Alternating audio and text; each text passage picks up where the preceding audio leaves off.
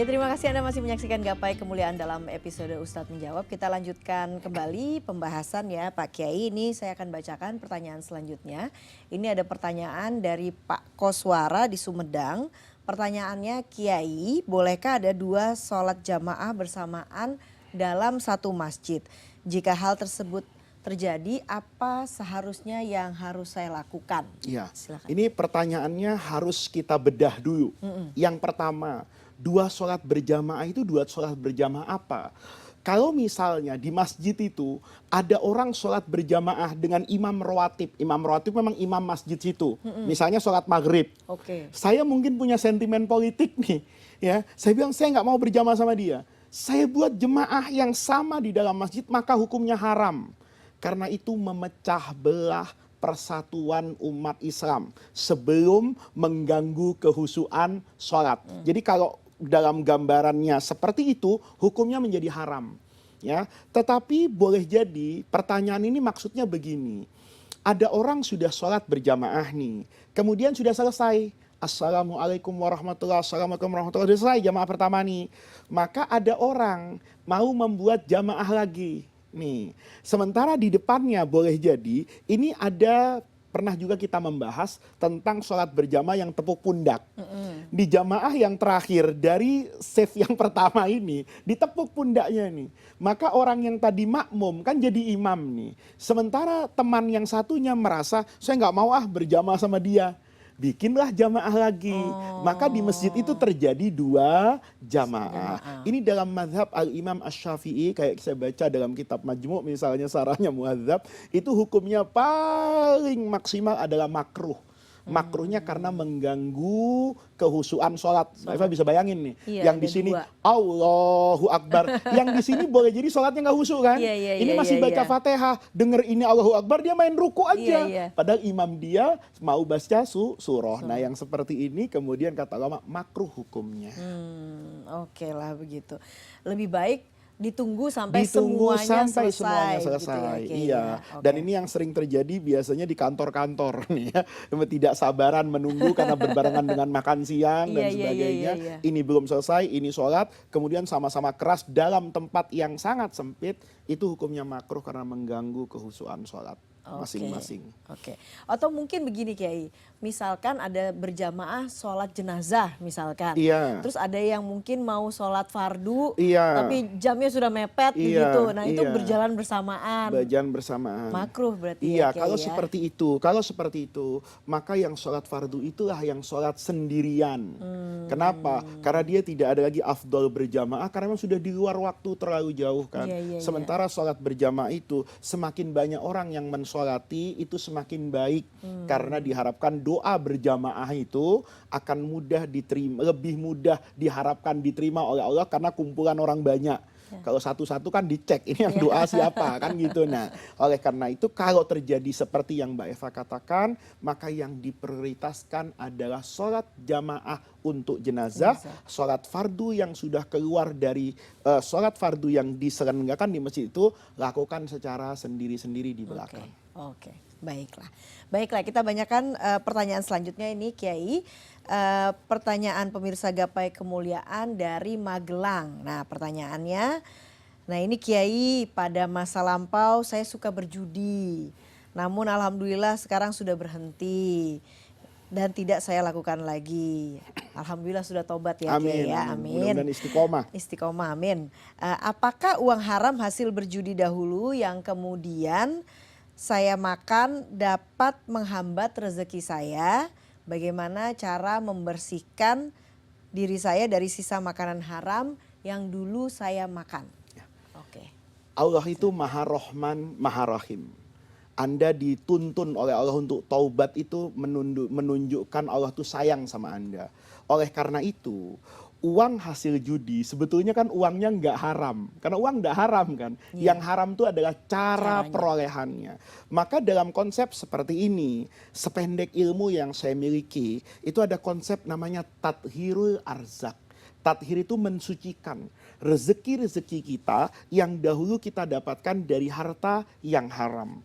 Pertanyaannya saya balik kepada pemirsa yang ada di Magelang tadi.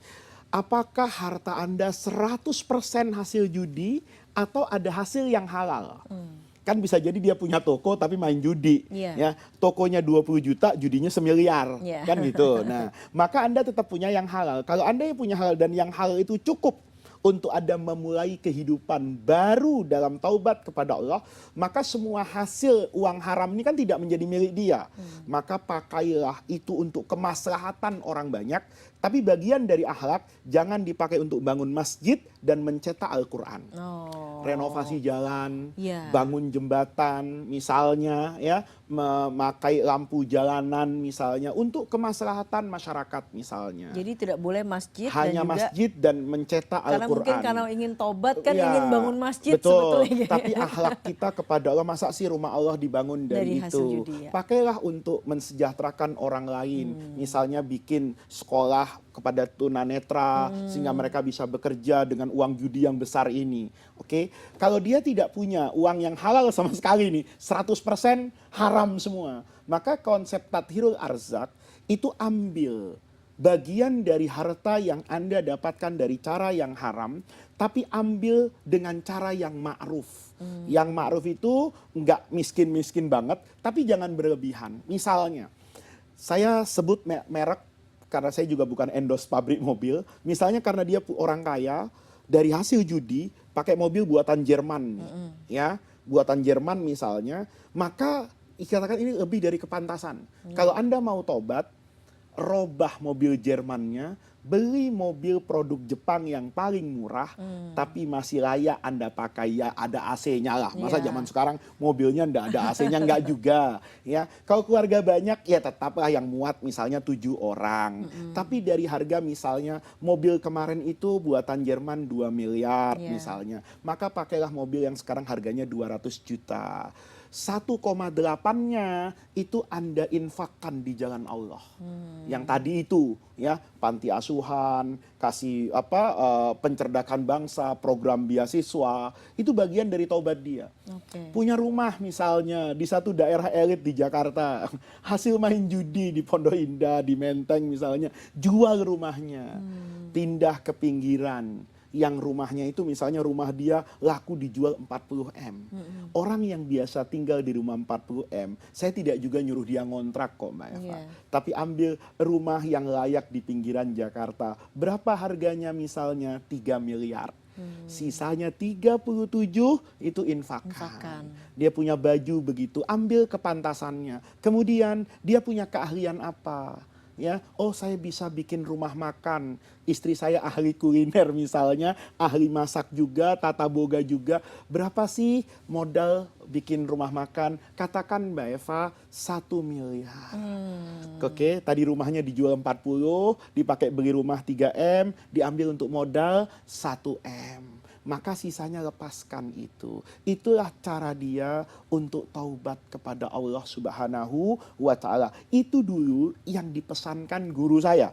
Kalau Anda punya pendapat orang lain nggak apa-apa. Begitu taubat ya sudah, itu semua milik Anda. Tapi gunakan sesuatu itu untuk yang baik-baik. Tidak perlu Anda langsung lepaskan. Anda bisa bikin misalnya panti asuhan, Anda bisa bikin panti untuk merawat orang-orang tua misalnya. Anda berusaha sebatas kepantasan Anda. Ada yang berpendapat seperti itu. Intinya yang paling utama, berhenti dari judi itu, jangan pernah kembali, ya. Nggak ada orang kaya itu karena judi, yang bangkrut dan stres itu banyak, kan gitu. Tapi setelah itu mulailah hidup dan jangan Anda pernah kembali ke sana. Apa kaitannya dengan seretnya rezeki? Nggak ada. Allah itu Maha Rahman, Maha Rahim. Sahabat Nabi dulu sebelum masuk Islam, kan kehidupan jahiliyah. Mungkin ada yang bermain judi, mungkin ada yang memakan riba. Begitu masuk Islam kan harta itu yang dipakai modal untuk berusaha. Tapi ternyata mereka penuh dengan keberkahan. Karena bukan permasalahan harta itu berasal dari mana. Permasalahannya Anda berhenti nggak dari kelakuan yang tidak benar itu. Ketika Anda memutus itu, menyesal dan tidak pernah kembali dalam hidup Anda percayalah, Allah itu Maha Rahman, Maha Rahim. Allah itu mengatakan kepada semua pendosa, ayo kembali kepada saya. Anda pergi sejauh manapun, jangan pernah lupa untuk pulang kepada Allah. Dengan cara itu, mudah-mudahan taubatnya diterima. Amin, amin ya Rabbal Alamin. Baiklah Kiai, kita harus break dulu, kita akan lanjutkan sesaat lagi. Jangan kemana-mana, Gapai Kemuliaan akan kembali sesaat lagi.